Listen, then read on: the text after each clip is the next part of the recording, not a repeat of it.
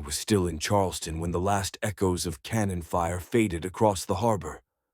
The smoke from Fort Sumter drifted like a ghost over the water, but even as the Union garrison marched out, I knew this was only the beginning. War was no longer a whisper or a threat. It was a reality. And in Washington, President Abraham Lincoln was already preparing his answer. By the time I returned north, the capital had transformed.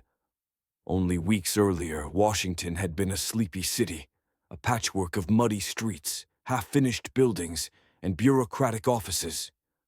But after the fall of Sumter, it vibrated with energy, fear, and determination. Soldiers in uniform filled the avenues. Carriages clattered as messengers hurried between government offices. Newsboys shouted headlines about rebellion and treason. On April 15, 1861, President Lincoln issued his proclamation.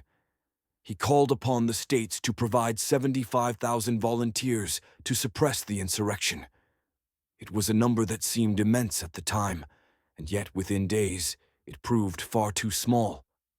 I was in the crowd outside the War Department when the news was read aloud. The words carried over the restless throng. Now therefore I, Abraham Lincoln, President of the United States, in virtue of the power in me vested by the Constitution and the laws, have thought fit to call forth 75,000 of the militia of the several states of the Union. The people erupted in cheers. Hats were thrown into the air. Men shouted that they would march that very day. In their eyes, it was a moment of righteous purpose, to defend the Union, to avenge the insult of Sumter, to prove that rebellion could not tear apart what the founders had built. But mingled with the cheers, I heard other voices. Mothers clutched their sons, fearful of what lay ahead. Merchants worried about trade, about livelihoods crumbling under the weight of war. Politicians muttered anxiously about which states would answer the call and which would resist. Lincoln himself struck a somber figure. When I saw him at the White House days later, he looked worn, but resolute. His tall frame seemed even leaner than before, his face carved by strain. He knew what many around him did not yet grasp. This would not be a quick conflict. 75,000 men might serve for 90 days, but the rebellion was unlikely to collapse in 3 months. This war would be long, bloody, and unforgiving. The response from the North was swift and overwhelming. In city after city, crowds gathered at recruitment offices.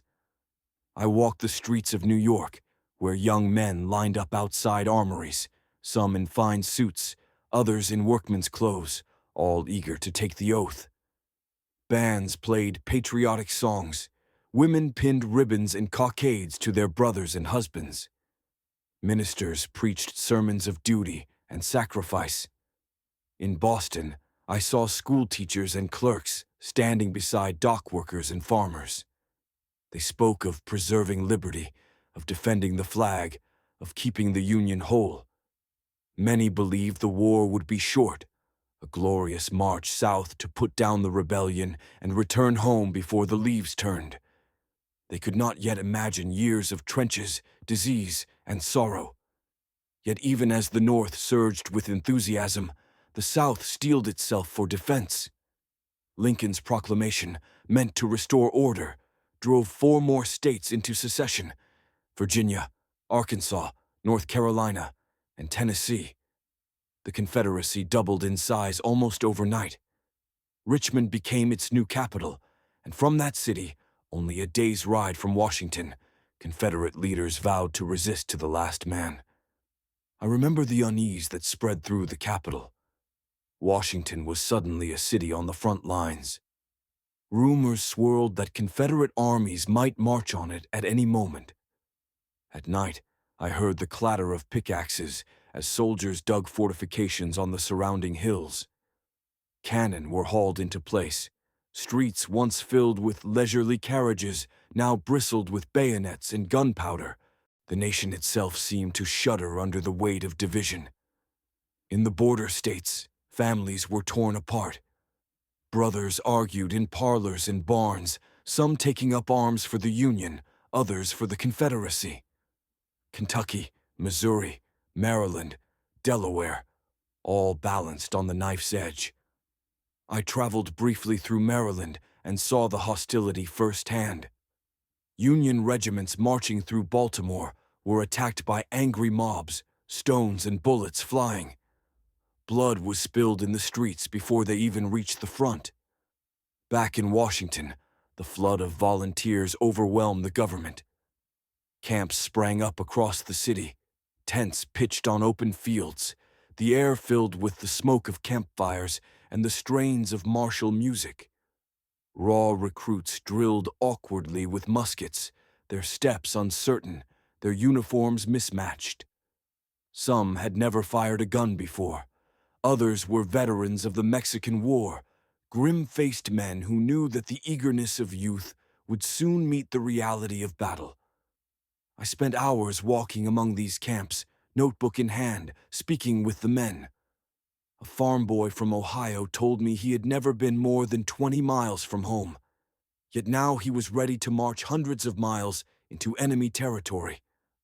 A tailor from Pennsylvania carried a musket on his shoulder and spoke proudly of defending the Union. Many smiled and laughed, but in the quiet moments, I saw the fear in their eyes, the silent awareness that they might not return.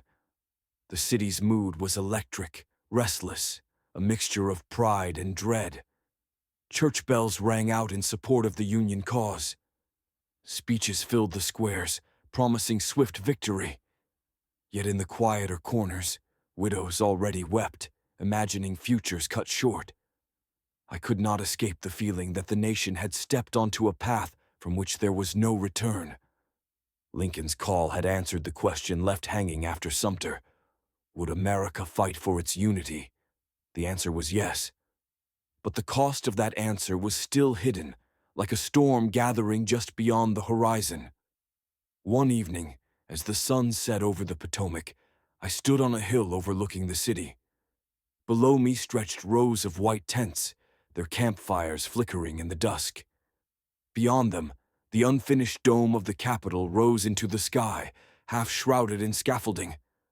It struck me as a perfect symbol, a union incomplete, fragile, yet still reaching upward with hope. I wrote in my notes that night, "The call has been answered, and America has risen. But she rises not to glory, but to trial by fire."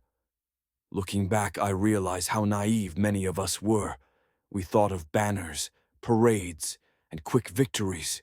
We did not yet see the graves, the fields of carnage, the rivers stained red. Lincoln's 75,000 were only the first of millions who would take up arms before the end. The war for the Union had begun in earnest, and it would demand more than any of us could yet imagine.